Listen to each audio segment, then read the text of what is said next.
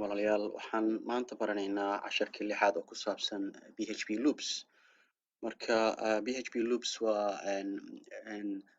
programming technique la isticmaalo si maaragtay programku uu qoro ama information badan uu maaragtay meelo badan uga soo koobiyeeyo. marka haddii aan fahamsiiyo waxa loopsku uu yahay, PHP loops waxaa loo isticmaalaa in PHP programkeenu fuliyo xaalad ku celcelis ah.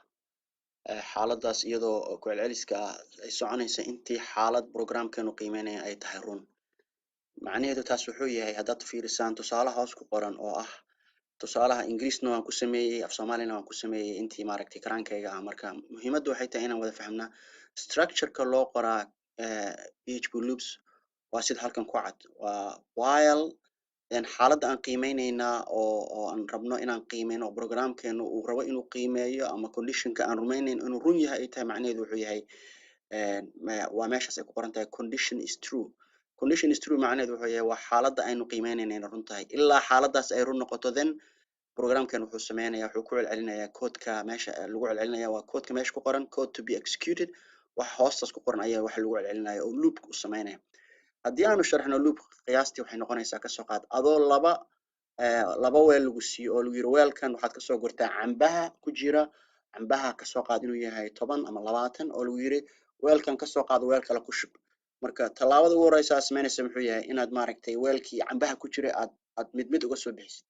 haddana kii labaad aad kasoo bixisid, haddana kii saddexaad aad kasoo bixisid, haddana kii afaraad aad kasoo bixisid, haddana kii shanaad aad kasoo bixisid ilaa aad 10 aad ka gaarto. ku celceliskaasi waxaa loopska maaragtay programka oo looping lagu sheegayo macnaha uu yahay programming marka loo fiiriyo terminology-da programming. marka waxaa jira dhowr nooc oo loopaba. marka PHP programs waxay leeyihiin xaalado ku celcelin oo loo yaqaano looping. marka loopingka marka dhowr nooc uu leeyahay. waxaa jira mid la dhaho while loop. while loopka macnahu waa ku celcelinta programka codeka ilaa intii xaalad jirta ay run tahay oo ah kii hadda aynu soo aragnay ah. marka waxaa kaloo jira mid la dhaho do while oo ah asagana ku celcelinta programka codeka hal mar kaliya kadib ku celcelisku wuu sii soconayaa ilaa intii xaalad la qiimeynayo ay run tahay. macnaha taasna waa muhiim. sida ugu fudud oo maaragtay af Soomaali ahaan ugu qiimeeyay macnaha ugu macneeyay waa kaas haddii Ilaahay yiraahdo. marka muhiim waxay tahay waxaa jira while loop, waxaa jira do while loop, waxaa kaloo jira labadan soo socoto hadda aynu ka hadlayno. waxaa kaloo jiro looping kale oo la dhaho for loop. for loopku waa ku celcelinta program codeka iyadoo la isticmaalayo dhowr mar oo xadidan.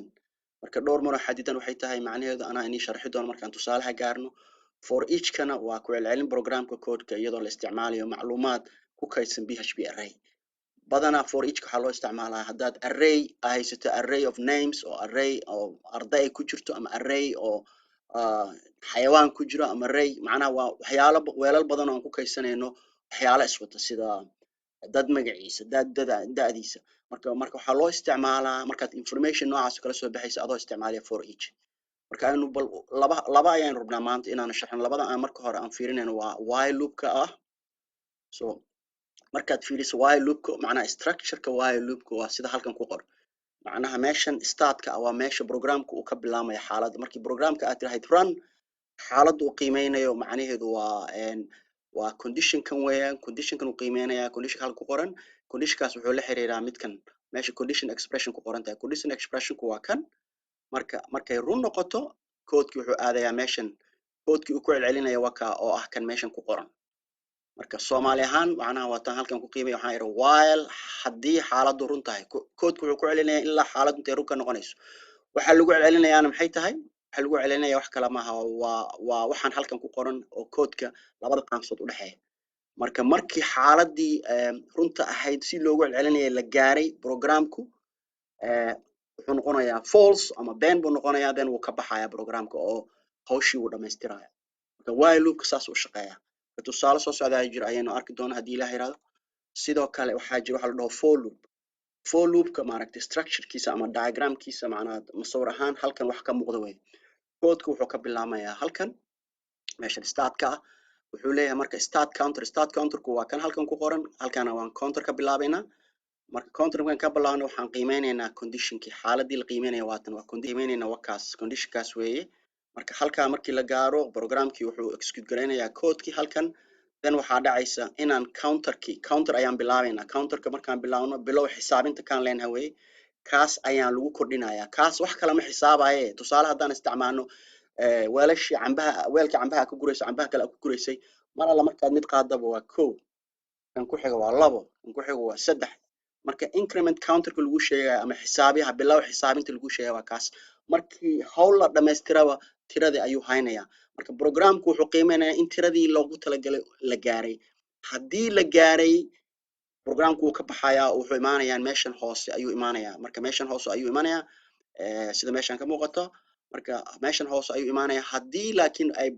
been noqoto macnaha hadday run noqo haddaysan weli intaysan la gaarin dee wuu ku celcelinayaa haddii ilaahay yiraahdo marka waxaan arki doonaa laba tusaale oo soo socda oo muhiim ah marka insha allah waxaan rajeynayaa si fiican u fahmi doontaan haddii ilaahay yiraahdo bal aynu guda galno tusaale haddii ilaahay yiraahdo insha allah tusaalihii marka insha allah file cusub ayaan create gareeyay filekan magaciisa waxaan u bixinayaa haddii ilaahay yiraahdo anu magac u bixino magacaan u bixinayna wuxuu yahay for loop sabas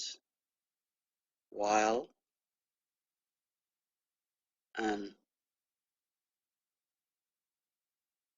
for loop php ka anu save garayno marka si aan u tusaaleyno while loopka waa inaan waxaan rabaa inaan qeexo haddaad xasuustaan waxaan baranay hore casharadeen ugu soo baranay waxa la dhaho constantiga wax kale maaha waa tiro aad qeexayso hadda waxaad leedahay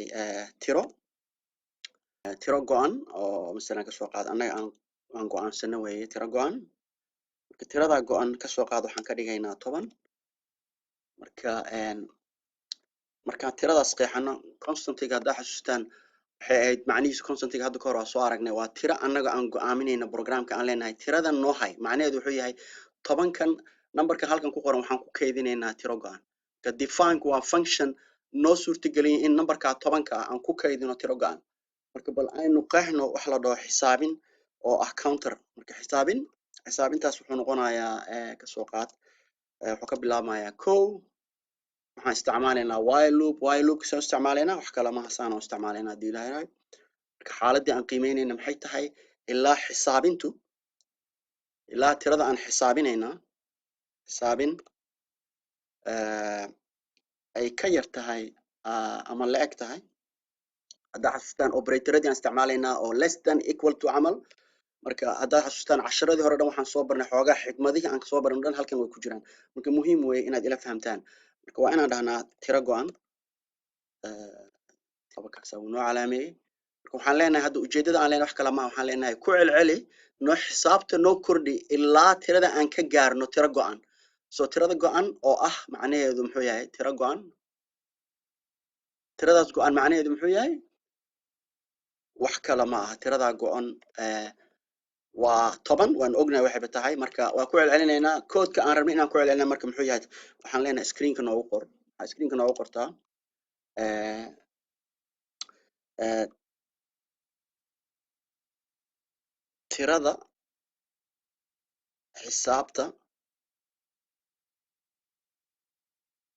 tirada xisaabta waa then marka waxaan gelinaynaa bracket waxaan gelinaynaa waxa aan rabno inaan meesha ku sheegno oo ah xisaabin marka xasuusnaada xisaabin waa tirada aan meesha ku qorayno si aan loop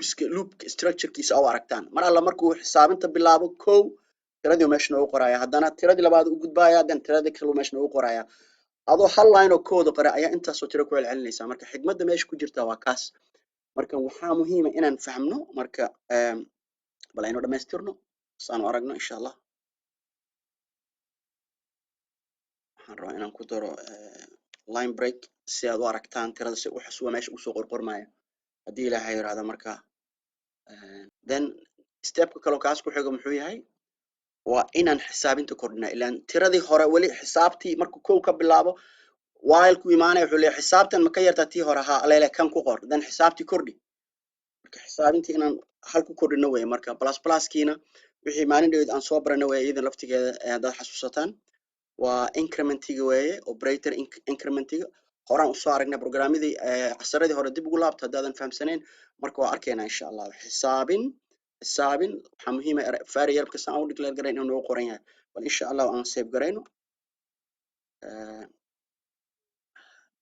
save marka waxaa muhiim ah inaan tahno local host then aan dhahno kaydka then aan ku kaydino aan dhahno muxuu program magaciisa aan u bixinay bal hoos u dhig fiiriyo while and for loop saas aan lahaa while and for loop underscore demo .php meeshan problem ayaa jiro line 12 okay line 12 muxuu yahay waxa jiro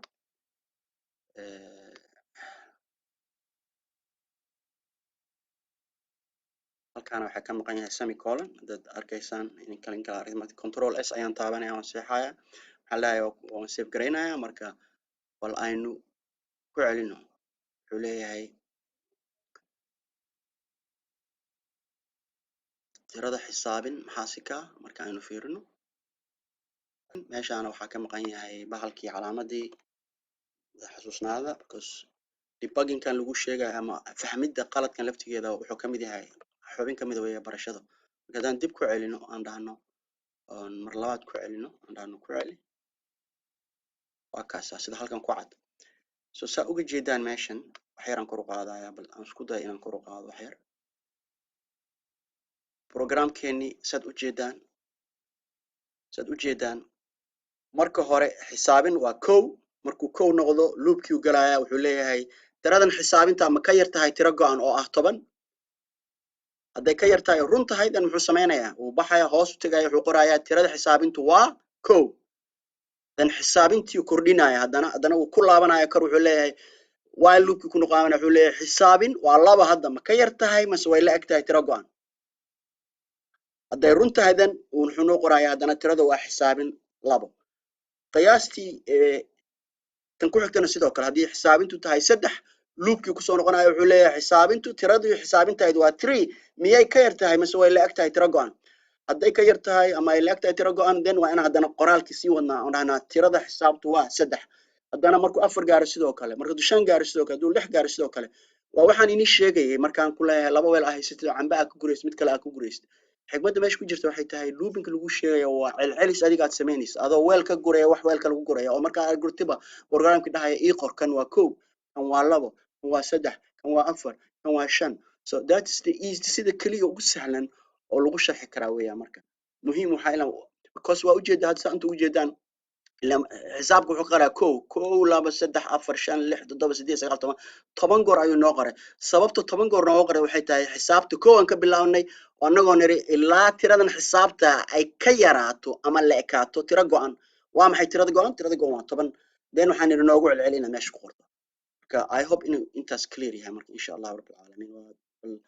waxaan isku dayaa kan kalena haddana aan godo galno macnaha example keena labaad waxaan fiirina tusaalaha labaad oo ah for loopkii wax kala ma aha tusaale haddaan muujino for loop wax kala ma aha haddaan rabno inaan tusaaleyno waxaan programka u qoraynaa bal marka hore aan save garayno waa inaan php aan u sheegno programkeena aan dhahno save as aan dhahno for loop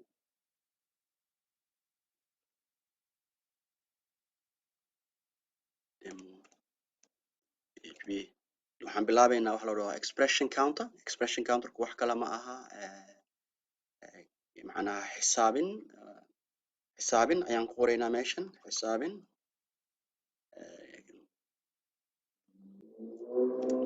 waxay la mid tahay kow sida hadda because waxaan rabnaa inaan ku celino while loopkii waxaan rabnaa inaan sidiisii oo kale maaragtay aan for loop ku apply garayno marka waxaan leenahay conditionka aan ku xisaabtamaynaa muxuu yahay intii xisaabin ay ka yar tahay tirada 10 okay marka waxaan leenahay bal counterka kordhi xisaabinta ilaan kow aan ku bilaawno waa inaan haddana sii wadnaa oon wax ku kordhinaa marka midka hore saynaba kan kale aan ku kordhinaa aan dhahnaa xisaabin aan dhahnaa plus plus oo ah operatoradii hore aan usoo arnay oo ah maaragtay sida tirada loo kordhiyaa marka muhiim wey inaad fahamtaan marka waa inaad curly bracket samaysaa markaad baalka samaynayso marka xaaladda aan rabno inaan ku celcelino waa inaan meeshan ku qornaa aan dhahnaa masalan aan dhahnaa echo halkaan dheh waxaad ku qortaa masalan tusaale waxaan ku qoraynaa xisaabin macnaheedu waxaan ku dhejinaynaa then xisaabinta tiradii aan meesha ku qoraynaa then waxaan leenahay waxaad ku dhejisaa break line wax la dhaho dhexgeli then waa inaan semicolon ku gabagabaynaa marka muhiim weeye conditionka aan qiimeynaynaa xaaladeena aan ku bilaabayna wakaas waa xisaabin waa inuu ka bilaabmaa kow marka conditionka aan qiimeynaynaa inuu run yahay inuu been yahay waa kan oo ah xisaabin ku celceli xisaabin ilaa xisaabintu ka yar tahay 10 then waa inaan xisaabinta sii wadnaa ilaan kow aan ka bilaabanay haddana waa inaan dhahnaa kan 2 3 4 5 6 ilaa 10 aan ka gaaro marka bal aynu save garayno insha allah aan aragno suu shaqeeyo loopkan marka waa muhiim programka waxaan ku save galinay for loop demo hadda waan ran garaynayaa bal hadda aan kana gadaal ugu celiyo aan dhaho for loop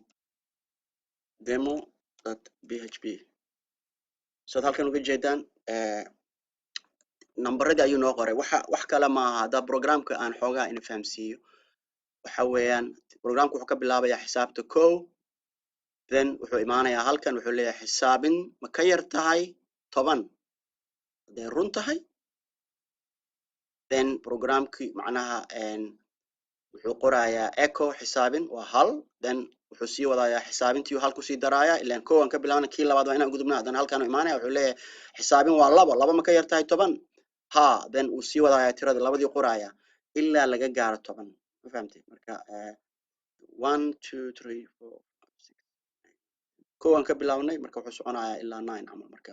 dhib male muhiimaddu waxay tahay inaad fahamtaan waxa noo suurtagelinaya in tiro kasta line lagu qoro waa bahalkan aan gadaal kaga dhejinay oo ah macnaha concatenation isticmaalayna concatenation operator kan isticmaalayna oo leenahay markaad xisaab qortaba line-ka waxaad ka dhigtaa break line markaad ka dhigtid dan tirada kale u gudbaya so sababtaas way sababta aan hayno 1 2 3 4 5 6 haddaan hadda inta ka tirtiro halkan soo qaad aan maaragtay aan ka tirtiro oo tirada waa isla macnaha hal line ku wada qormaysa haddaan hadda intan qaado aan dhaho control c cut aan dhaho aan save gareeyo programka aan ku celiyo kulli tirooyinkan hal meel ku wada qormayaan soo ma jeedaan 1 2 3 4 5 kulli line ku qormeen maxaa noo suurtageliyay because waxaan ka tirtirnay break line-kii muhiimaddu waxay inta fahamtaan marka laakiin bal aynu ku celino sidiisii hore programka marka solve save garayno dan aynu aragno inuu maaragtay save garaynta qaatay sidii numberka qoran insha allah waxaan u maleynayaa inaad fahanteen haddii ilaahay yidhaahdo marka casharka soo socda isku arki doonaa waa mahadsantihiin waxaan filayaa inaad aan isku dayo intii karaanka inaan fahamsiiyo for loop and while loop insha allah waxaan isku arki doonaa casharada soo socda waa mahadsantihiin